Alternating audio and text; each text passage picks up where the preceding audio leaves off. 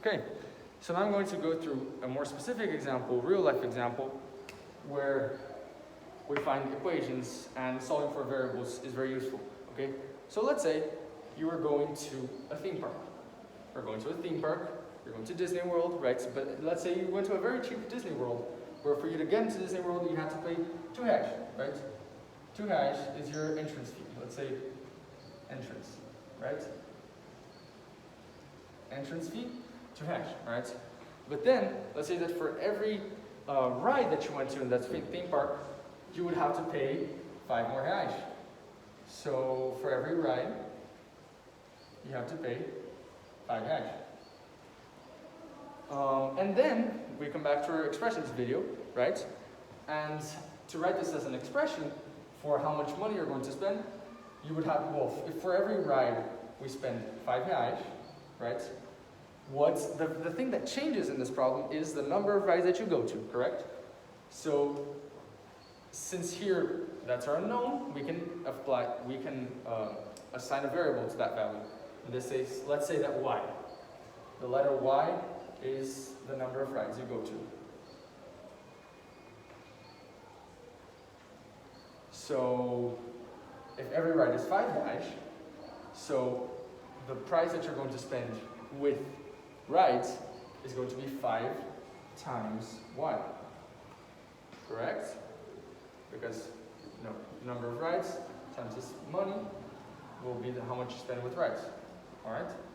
And then you also have to pay always 2 hash to get into the theme park.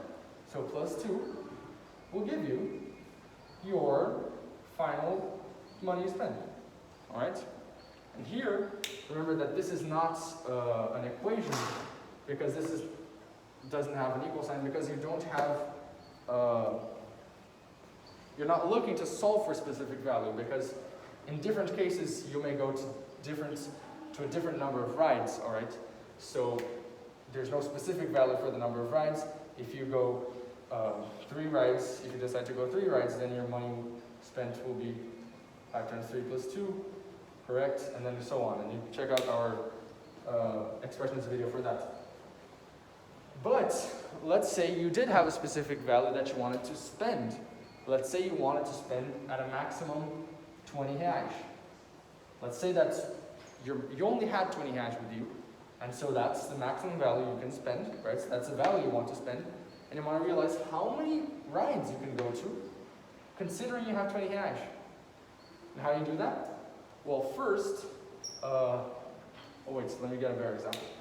Let's say 22, just so it makes this easier. 22, all right? And then, what do you want here? Well, your unknown is the number of rides you can go to. And this is just like the equation in our last video. So what you do when you want to solve for a variable, you need to isolate it in one side, right?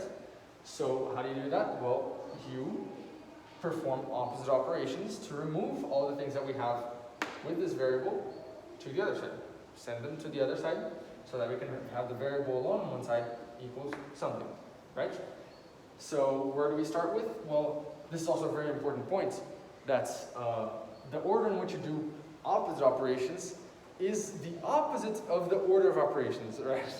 We can do a more specific video explaining that, but in the end, so if the opposite operations, if the order of operations, check out our video on that, more doubts, if you have more doubts.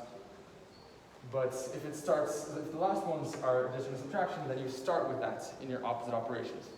So in this case, you start with subtraction and addition, right? You send the subtraction to the other side. You cancel out the 2, which will leave on the other side a 20, correct? So 5 times y equals 20. And then, for you to further isolate this, you need to do the opposite operations of 5. So if y is being multiplied, 5 is being multiplied to y, let me write it the other way to be more simple, times 5, right? This unknown value times 5. If you want to remove this 5 here, you need to perform the opposite operations. Divide by 5, correct? Because if you want to leave y alone, right?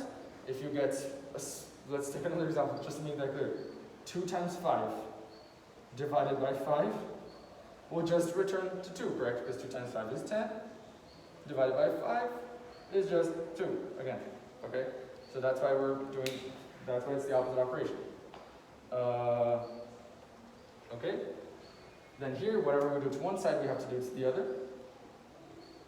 So we divide the other side by 5, and in the end, we get that y equals 4. So in the end, what this is telling you is that you can go to 4 rides.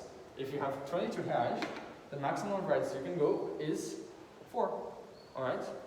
And then if you have a different number, if you had 100 hash, then you would do the whole problem again and find a different value for y. So, but in this case, in this equation, you see that we have one variable and you have that equals some other value. You want to solve for this variable, and the variable will have a specific answer, will have a specific value in this case, in the case of equations, okay? And just a last point. You asked me, but why do we want to isolate the variable on one side? Why is this useful for us to, find the value of the variable? And if this is not very intuitive to you, maybe something like this will help. Well, think about a normal math problem, right? Let's return to the problem of our last video. 2 plus 4 equals something, right? This something in this side, which we don't know, could also be written as a variable, couldn't it? Couldn't it be just x, right? 2 plus 4 equals x.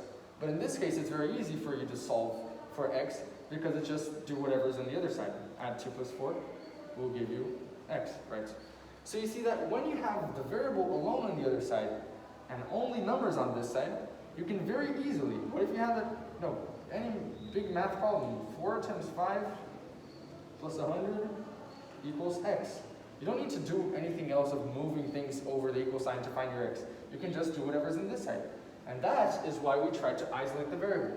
Because as soon as we have everything else on the other side of the equation and the variable alone on this side, you will be able to find your final answer. Alright, okay.